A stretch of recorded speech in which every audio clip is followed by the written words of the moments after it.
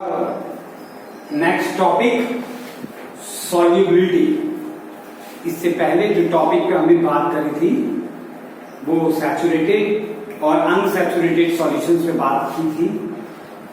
सभी बच्चे जान चुके हैं कि सैचुरेटेड का मीनिंग क्या होता है, जिसमें more solute no more solute can be dissolve, जिसमें फिर और सॉल्यूट डिसॉल्व नहीं हो सकता at a given particular temperature, और more solute can be dissolved at a given temperature is called unsaturated.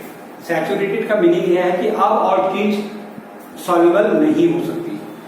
फिर मैंने अभी आपको पुराना रिकॉल करा रहे हैं। दूसरी चीज मैंने आपको बताई थी कि सैचुरेटेड पे टेम्परेचर का क्या इफेक्ट पड़ता है और कूलिंग का क्या इफेक्ट पड़ता है। दो चीज आपको बताई थी ताकि आपका रिकॉल हो जाए। तो टेम्परेचर क्या होता है मैंने आपको बताया था कि देखिए, जब किसी सॉल्यूशंस में आप टेम्परेचर बढ़ाते हैं, इंक्रीज करते हैं, तो increasing temperature solubility is also increases.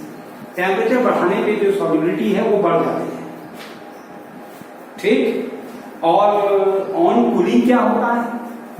Cooling में ये होता है कि अगर किसी सॉल्यूशंस को आप ठंडा कर रहे हैं तो उसकी सॉल्युबिलिटी डिक्रीज हो जाएगी, क्योंकि उस सॉल्यूशंस में जो सॉल्यूट के पार्टिकल्स हैं वो क्रिस्टल की फॉर्म में सेपरेट होकर अलग आ जाते हैं और सॉल्युबिलिटी जो होती है वो डिक्रीज हो जाती है। तो ये तो थी पुरानी बातें जो हमने प्रीवियस वीडियोस में आपको बताई थी, उसका थोड़ा सा रिकॉल यहाँ पे किया।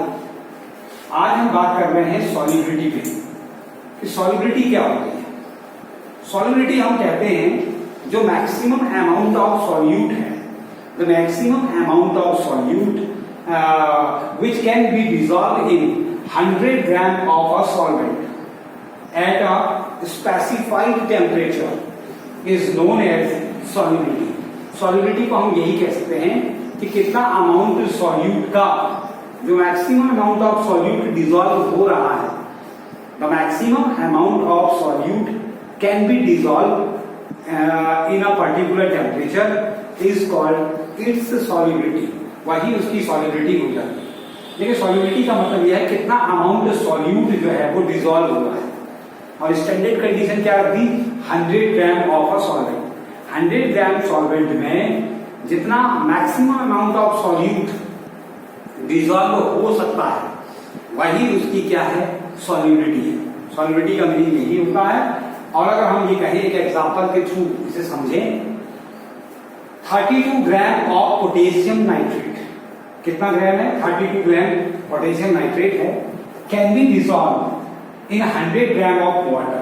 अगर 100 जो ग्राम वाटर है उसमें 32 ग्राम पोटेशियम नाइट्राइट क्या हो सकता है? डिसॉल्व हो सकता है। कितने डिग्री सेल्सियस पे? एट 20 डिग्री सेल्सियस पे। तो जो सॉल्युबिलिटी है पोटेशियम नाइट्रेट की in water, the solubility of potassium nitrate in water is 32 ग्राम। तो इट्स मीन ये हमें बता रहा है कि जो पोटेशियम नाइट्रेट है KNO3, इसकी जो सॉल्युबिलिटी है 100 ग्राम वाटर में वो इतनी है। कितनी? 32 ग्राम। तो 100 ग्राम वाटर में 32 ग्राम क्या हो सकता है? पोटेशियम नाइट्रेट सॉल्युबल हो सकता है, और वही उसकी क्या है? सॉल्युबिलिटी है। तो डिफरेंट जो सब्सटेंस होते हैं सॉलिड के, उनकी सॉल्युबिलिटी वाटर में डिफरेंट होती है। Different substance it's solubility is also different in water. जैसे फॉर एग्जांपल मैं कॉपर सल्फेट कहूं तो कॉपर सल्फेट की 100 ग्राम में जो सॉल्युबिलिटी है वो अप्रॉक्स 21 ग्राम के आसपास है। उसी तरीके से पोटेशियम नाइट्रेट की आपने अभी देखी 32 ग्राम है। इसी तरीके से पोटेशियम क्लोराइड होता है KCl, वो 100 ग्राम में उसकी जो सॉल्युबिलिटी होती है वो 34 ग्राम होती है। इसी तरीके से NaCl होता है सोडियम क्लोराइड, तो सोडियम क्लोराइड की जो सॉल्युबिलिटी है 100 ग्राम में वो अप्रॉक्स 36 ग्राम होती है। इसी तरीके से अमोनियम क्लोराइड होता है NH4Cl, इसकी जो सॉल्युबिलिटी होती है 100 ग्राम वाटर में वो अप्रॉक्स 37 ग्राम होती है। और इसी तरीके से शुगर है।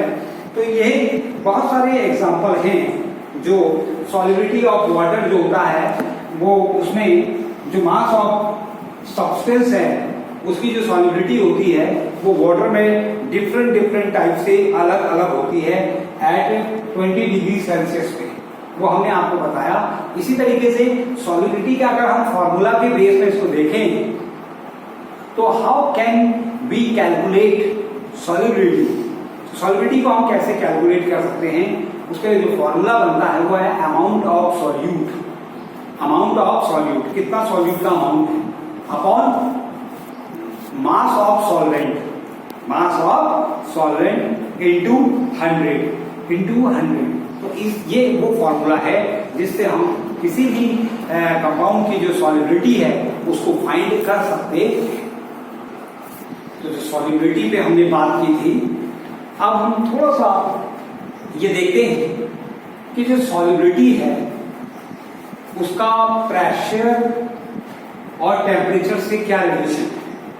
देखिए, solubility of gas in a liquid, जो सॉल्युबिलिटी होती है गैस की इन लिक्विड के अंदर, वो डिक्रीज होती है। कब? On increasing the temperature. जब हम टेम्परेचर इंक्रीज करते हैं, तो जो गैसों की सॉल्युबिलिटी होती है लिक्विड में, वो क्या हो जाती है? डिक्रीज। ये आप कैसे समझ सकते हैं?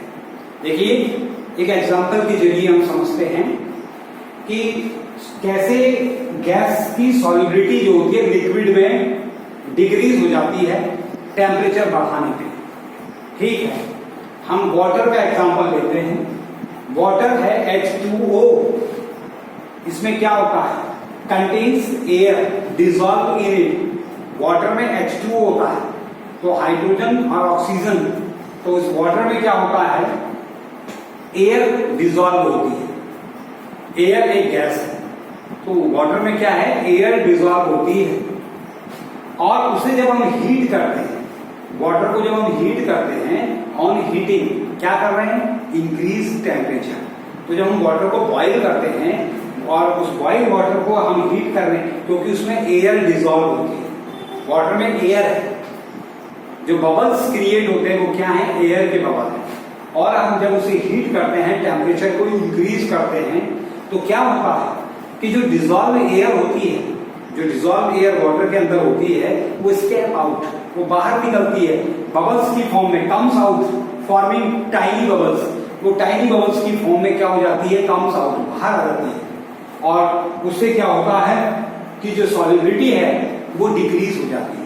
तो ये हमने समझा एक एग्जांपल के जरिए कि अगर हम टेम्परेचर इंक्रीज करते हैं तो जो गैसों की सॉल्युबिलिटी होती है इन लिक्विड, वो क्या हो जाती है?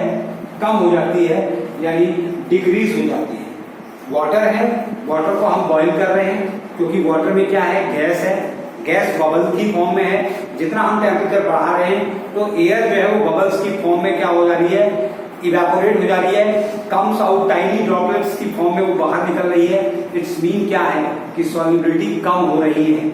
On increasing the temperature the solubility of gas in liquid is decreases. तो ये नंबर 1 है। इसी तरीके से नंबर 2 हम देखते हैं कि जो गैसों की सॉल्युबिलिटी है लिक्विड में, solubility of gases in liquid decreases on decreasing pressure.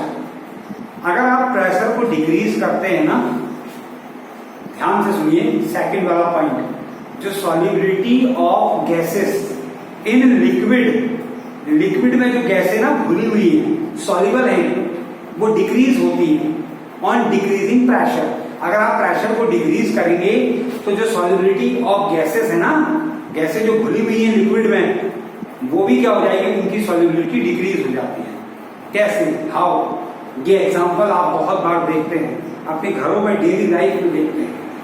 Soda water की बॉटल्स होती है या सॉफ्ट ड्रिंक जो आप पीते हैं, उसको आपने देखा होगा कि उसमें बबल्स की फॉर्म में क्या होता है? CO2 डिजॉल्व रहती है लिक्विड में, और हाई प्रेशर पे वो सील्ड की हुई रहती है। चाहे वो सोडा वाटर की बोतल हो या कोल्ड ड्रिंक की बॉटल्स हैं, जब आप उसे इस तरीके से उसका प्रेशर डिक्रीज करते हैं तो जो बबल्स की फॉर्म में गैस क्या हो जाती है? रिलीज हो जाती है, स्कैप आउट, बाहर को निकलती है। इट्स मीन उसकी सॉल्युबिलिटी क्या हो रही है? डिक्रीज हो रही है। तुमने प्रेशर को डिक्रीज किया, अभी तक तो वो हाई प्रेशर पे सील्ड था, तो उसकी सॉल्युबिलिटी बहुत जबरदस्त बनी रही, और ज्यों ही आपने उसका जो है ढक्कन को आपने खोला तो उसकी प्रेशर क्या हो गया, डिक्रीज हो गया। और प्रेशर डिक्रीज हो गया तो जो अंदर एयर थी, जो गैस थी लिक्विड के अंदर सॉल्युबल, वो स्कैप आउट, कम्स आउट, बाहर आ गई। इट्स मीन उसकी सॉल्युबिलिटी क्या होने लगी, डिक्रीज होने लगी। तो हम कह सकते हैं क्योंकि उसका प्रेशर फॉल, प्रेशर उसका लो हुआ, और लो प्रेशर पे क्या करा है, अगर आपने प्रेशर लो किया, डिक्रीज किया, तो क्या हो गया, वो फिश की फॉर्म्स में CO2 स्कैप होती है, फिश की फॉर्म में, बबल्स की फॉर्म में। ये क्या सिंबॉलिक रिप्रेजेंटेशन करता है, ये रिप्रेजेंटेशन करता है कि जो प्रेशर को डिक्रीज करा ना आपने, प्रेशर को डिक्रीज करते ही आपकी जो सॉल्युबिलिटी है गैस की वो भी डिक्रीज हो गई। तो यहाँ पे हमने आपको दो चीजें बताई सॉल्युबिलिटी के केस में, कि अगर गैसों की सॉल्युबिलिटी जो होती है लिक्विड में, वो टेम्परेचर इंक्रीज करने पे क्या होती है, डिक्रीज होती है। एग्जाम्पल के थ्रू आपको बता दिया। और जो गैसों की सॉल्युबिलिटी होती है लिक्विड में, वो प्रेशर को डिक्रीज करने पे सॉल्युबिलिटी भी डिक्रीज हो जाती है। तो ये आज हमने पूरा टॉपिक आपको बताया है सॉल्युबिलिटी और उसका इफेक्ट क्या है, सॉल्युबिलिटी का किस तरीके से है टेम्परेचर इंक्रीज करने पे और प्रेशर डिक्रीज करने पे। Thank you so much.